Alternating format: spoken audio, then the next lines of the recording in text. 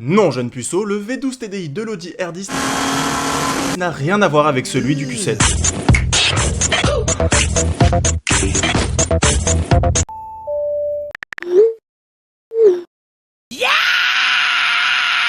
Et encore moins avec ton Ibiza option cendre riflant en jaune roto et option fumée noire.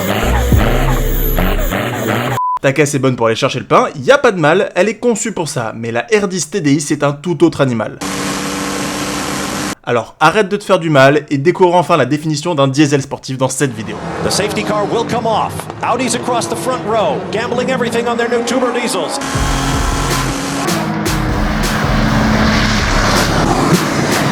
I can't really say that it is.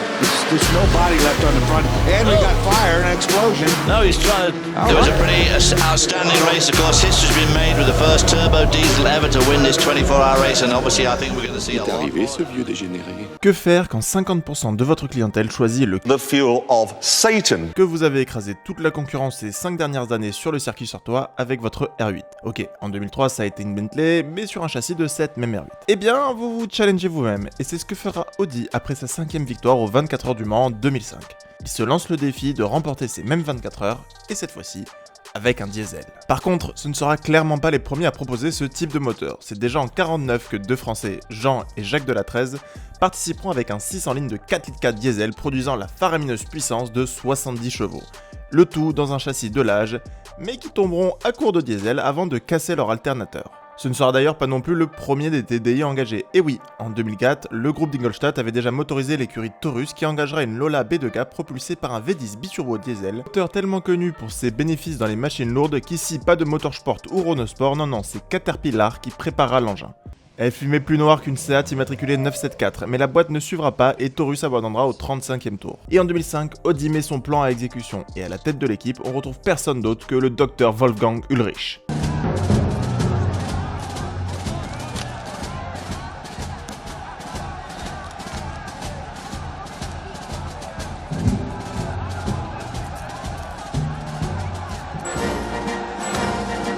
Pourquoi ils ont toujours le nom d'un méchant dans Indiana Jones. C'est marrant que c'est toujours les nazis qui ont le mauvais rôle. Bref, il est nul autre que le directeur de la division sport d'Audi et se fera accompagner d'Ulrich Barecki et ensemble, ils s'attaqueront aux nombreux défis qui les attendent.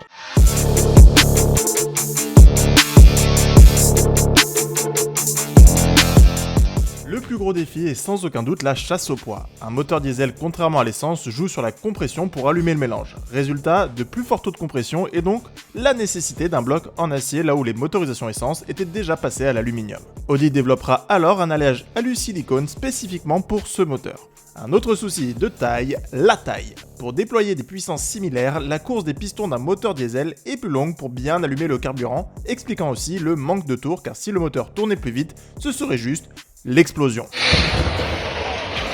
Pour venir jouer avec les plus grands, Wolfgang savait qu'il fallait Plus de puissance. Heureusement, Audi est déjà très habile avec une certaine technologie, le turbo. Ils en montreront donc deux, un sur chaque rampe du V12 de 5,5 litres, la taille maximum d'un moteur autorisé au Mans. Et pour bien alimenter tous ces pistons, Audi fera appel à Bosch. C'est des Bosch.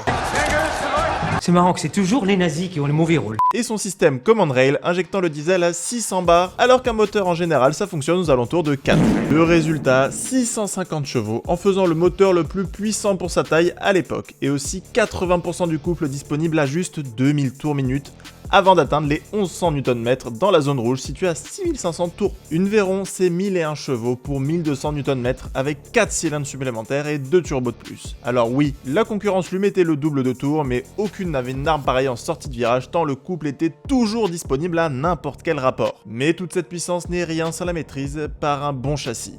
Audi fera alors appel à Dallara, spécialiste DF2 qui décidera de monter ses V12 TDI très en avant de l'essieu pour améliorer la répartition des masses, donnant alors un aspect si particulier à cette voiture. Et en 2006, Audi aligne la R10 directement sur le circuit du Mans. La concurrence en face est rude, nul autre qu'un Pescarolo alignera la C60 hybride reconnue pour sa fiabilité hors pair. Mais pour Audi, avec autant d'argent investi, impossible de perdre. Ils engageront alors Monsieur Le Mans. Tom Christensen qui aura hérité de son surnom après 9 victoires sur le circuit. Tout le monde retient son souffle, le départ est lancé. The safety car will come off. Audis across the front row, gambling everything on their new tuber diesels. La course est folle, le public est choqué par le silence du bolide qui ne quittera pas la tête des 24 heures. Les cartes bleues du public chauffent et commandent alors leurs nouvelles A4 de l'Elite TDI. Les pilotes diront de cette voiture que le plus surprenant était le silence du moteur, laissant entendre les roues, différentiels et vents s'écoulant sur eux. Pas une seule fumée émise. Et oui, un diesel qui fume, c'est pas forcément un diesel qui marche.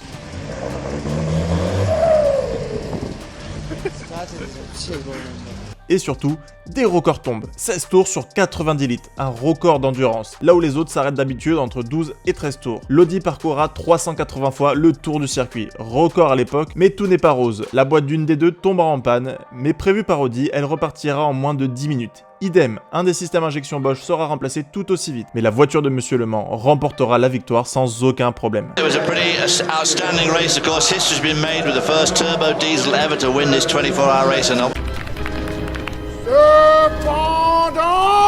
Ce même monsieur héritera d'une mauvaise réputation auprès des pilotes pour avoir gagné à l'époque avec un diesel. Merci aux faibles consommations du diesel et enfin surtout à sa capacité à bien brûler. Et oui, une grande partie de sa réussite est due au manque de ces flammes sortant des voitures de compétition. Mais bien qu'elles nous ravissent de spectacle, ne sont que le résultat d'un brûlé et donc d'essence non utilisée et consommée pour rien. Avec cela, Audi ouvrira la voie à d'autres marques comme par exemple Peugeot et sa 908 Fab. Malheureusement, des réglementations de taille de réservoir plus rigoureuses avec les moteurs diesel dus à leur pouvoir énergétique plus important les rendra obsolètes en compétition, signant alors la fin du diesel sportif. Et encore une fois, non Jean-Eudes, ton pachyderme Q7 V12 DDI n'a rien à voir avec cette masterclass d'Audi. La R10 était vraiment un tout autre animal.